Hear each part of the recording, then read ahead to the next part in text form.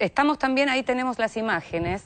Les decía Raúl recién, les comentaba Raúl lo que tiene que ver con el abordaje violento de la flotilla humanitaria el día lunes por parte de los militares israelíes, y anoche se estaba esperando qué iba a ocurrir con otro barco, con otra embarcación, esta vez de bandera irlandesa, el Rachel Corrie, que estaba también yendo rumbo a Gaza con algunos tripulantes, entre ellos, por ejemplo, una premio Nobel de la Paz irlandesa. Efectivamente, Israel esta vez lo abordó aparentemente sin modos violentos, y lo estaría desviando hacia el puerto, hacia un puerto israelí. En principio los tripulantes no querían ir hacia ese puerto israelí, pretendían dirigirse efectivamente a la Franja de Gaza, lo que está tratando de demostrar estas embarcaciones, porque el Rachel Corrie también integraba la flotilla que fue atacada el lunes. Lo que pasó fue que por problemas técnicos se demoró y decidió partir sola más tarde, luego de los incidentes.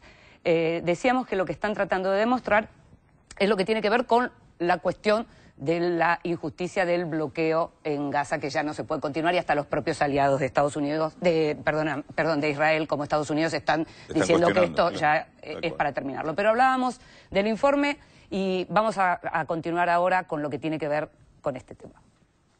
Y justamente fue unánime la condena internacional por el ataque israelí al buque humanitario turco que se dirigía rumbo a la Franja de Gaza.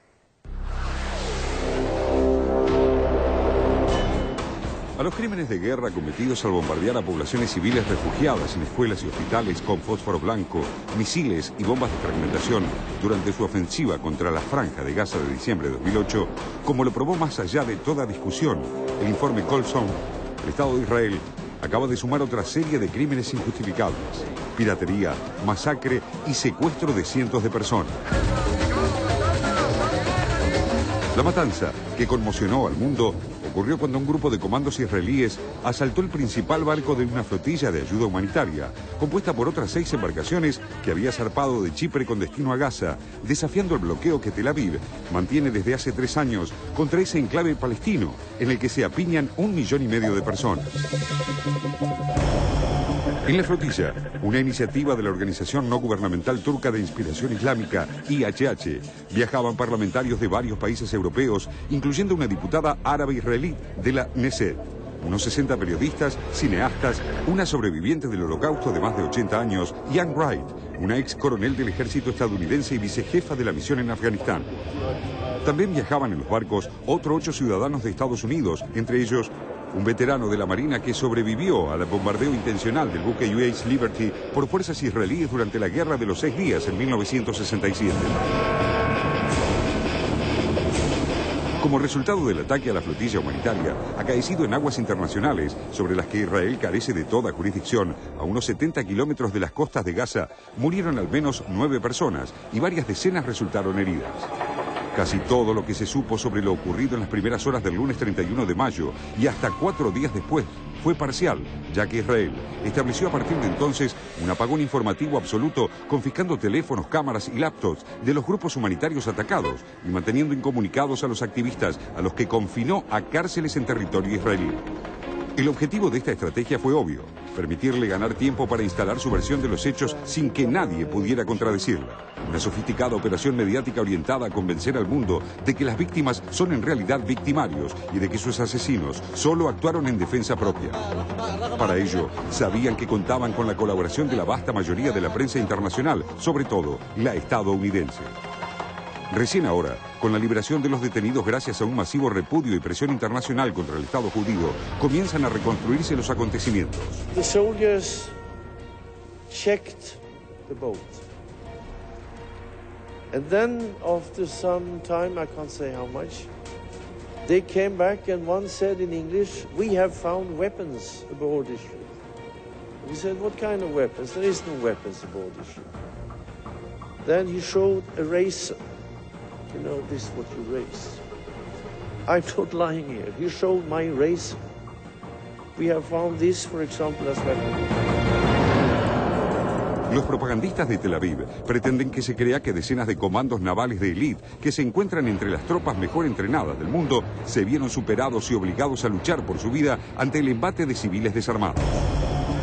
Y que se acepte además la versión de que la voluntad de organizaciones humanitarias internacionales de romper con el bloqueo con el que Tel Aviv castiga colectivamente a la población palestina de Gaza por el solo hecho de haber votado al movimiento Hamas es en realidad un plan de esa organización islámica y de Al Qaeda para generar titulares de prensa para su causa, aún a costa de decenas de muertos y heridos.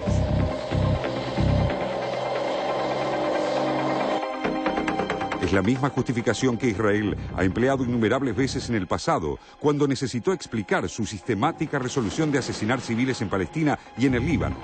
Las víctimas, se asegura, son terroristas o en el mejor de los casos son usadas como escudos humanos por la resistencia palestina, por lo que les cabe la culpa por lo que termina ocurriéndoles.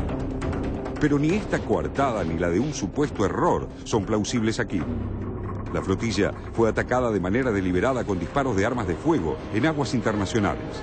Por eso, ahora el objetivo de Israel es convertir a los integrantes de la Flotilla de la Libertad en militantes, término que es muy fácil de transformar pronto en terroristas, para luego enfocar el caso como si se tratara de un barco que transportara armas para los combatientes palestinos y no de grupos humanitarios que llevaban a la asediada población de Gaza alimentos, medicamentos, juguetes, sillas de ruedas, cementos y casas prefabricadas para paliar el implacable sitio y la destrucción a que los ha condenado el gobierno de Netanyahu, siguiendo los pasos de su antecesor, Ehud Olmert. Once again, Israel faces hypocrisy and a biased rush to judgment. I'm afraid this isn't the first time. They were met with a vicious mob. They were stabbed, they were clubbed, they were fired upon. I talked to some of these soldiers. One was shot in the stomach, one was shot in the knee. They were going to be killed. And they had to act in self-defense. It's very clear to us that the attackers had prepared their violent action in advance. They were members of an extremist group that has supported international terrorist organization and today support the terror organization called Hamas. La otra vía de escape argumental que creen poder instalar los israelíes para salir de la grave crisis internacional en la que están metidos es hablar de un error de inteligencia, de cálculo, de toda la operación. Para digerir esto, hay que aceptar que las tropas más sofisticadas de Israel, entrenadas para dejar fuera de combate a cualquier enemigo, fueron enviadas a tomar la flotilla apenas con armamento policial, e incluso menos que eso, con inocentes pistolas de pintura, porque la inteligencia israelí no sabía que los tripulantes del barco estaban armados con elementos tan peligrosos como bolitas de metal y caños, lo cual, por supuesto, sí explica por qué fueron asesinados casi una decena de ellos y ningún soldado israelí. Otro argumento insostenible fue el desplegado por el canciller israelí, el ultraderechista Avigdor Lieberman, quien sostuvo que ningún país permite que una entidad extranjera amenace sus fronteras soberanas. Sin embargo, los barcos se dirigían a Gaza, un territorio palestino cuya autonomía Israel reconoció al retirarse unilateralmente de allí en 2005. Lieberman también aseguró que el israelí es el ejército más moral del mundo, lo cual parece significar que todos deberían estar agradecidos de que las tropas que atacaron la flotilla humanitaria se hubieran contenido para solamente matar a una decena de personas y herir a más de 50, en lugar de hundir directamente los barcos, como seguramente lo hubiera hecho una fuerza militar menos ética. Pero como señaló en un artículo publicado por el diario Haaretz, el periodista israelí Gideon Levy, la narrativa de la máquina de propaganda de Israel solo logra convencer, según sus propias palabras, a los israelíes de cerebro lavado y no al resto del mundo. Estados Unidos, que vio fracasar en un instante el ya débil armado de las conversaciones para reflotar el proceso de paz, hizo valer todo su peso para aliviar en lo posible a Israel. Por lo pronto, votó en contra de una resolución del Consejo de Derechos Humanos de las Naciones Unidas que condena al Estado judío, adjudicándole toda la responsabilidad por el ataque a la flotilla humanitaria. Con Estados Unidos también votaron en contra Noruega e Italia, los únicos 3 votos negativos contra 32 afirmativos y 9 abstenciones. Según el Departamento de Estado, no es justa la condena previa a una investigación que determine los hechos, investigación que, contra toda lógica imparcial, se propone que emprendan los propios israelíes. Sin embargo, como hizo notar el primer ministro turco Recep Tayyip Erdogan, no se necesita una investigación para determinar lo básico. El barco, de bandera turca y por lo tanto, según las leyes vigentes, territorio de ese país, fue atacado sin motivo en aguas internacionales por tropas militares a las órdenes del gobierno de Tel Aviv, que emplearon una fuerza letal contra personas desarmadas. Eso basta para condenar a Israel, y es lo que entendió la mayoría de los países que votaron a favor de la resolución. El documento también demanda el levantamiento del bloqueo, único punto sobre el que Washington se pronunció con algo menos de ambigüedad. The situation in Gaza is unsustainable and unacceptable. Israel's legitimate security needs must be met, just as the Palestinians' legitimate needs for sustained humanitarian assistance and regular access for reconstruction materials must also be assured. We will continue to work closely with the Israeli government and the Palestinian Authority, along with international NGOs and the United Nations, to ensure adequate access for humanitarian goods, including reconstruction and building supplies. La decisión de atacar militarmente un barco humanitario, cuando hubiera sido mucho más fácil operativamente y con un costo político infinitamente menor, bloquear el acceso de la flotilla al puerto de Gaza, muestra a una dirigencia israelí peligrosamente aislada de la realidad, que no vacila en ponerse en riesgo de romper relaciones con Turquía, el único aliado real que tiene en el mundo islámico, y de profundizar el aislamiento internacional en el que se hunde cada vez más nítidamente, sobre todo desde la última guerra del Líbano en 2006. Incluso en Estados Unidos, uno de cuyos ciudadanos fue muerto en el Raid, ya se empieza a hablar abiertamente de que la relación con Israel es a esta altura más una carga que una alianza estratégica. A raíz de la masacre de la flotilla, el escritor y académico estadounidense de origen judío, Norman Finkelstein, describió a Israel como un estado delirante, armado con entre 200 y 300 bombas nucleares.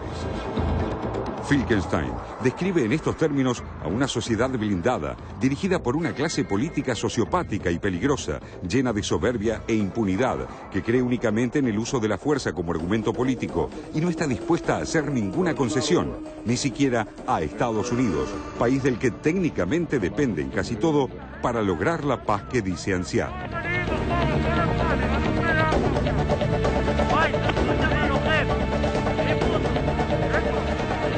El operativo del lunes puso en problemas a Israel incluso con sus propios aliados, lo dice el informe. La cuestión con Turquía, lo señalábamos la semana pasada en relación a los pactos con Irán. La situación de Israel con Turquía, el verdadero aliado de Israel en la región, está pasando por un pésimo momento. Se habla de congelar relaciones. Esto para Israel tendría un costo muy grave. Ya no hablemos solo de lo que tiene que ver con el costo de vidas humanas, de lo que estamos hablando desde que comenzó el programa, sino ya de cuestiones que tiene que ver técnicamente más con lo político y con el futuro político de Israel. De esto seguramente vamos a seguir hablando. ¿Me estabas por decir algo? Sí, no, yo creo que queda un interrogante grande sobre Estados Unidos respecto a qué conocía Estados Unidos con respecto a esta decisión previa de Israel. Obviamente no fue, esto tiene que haber sido algo premeditado y pensado militarmente, que se iba a abordar de esta forma tan violenta la flotilla.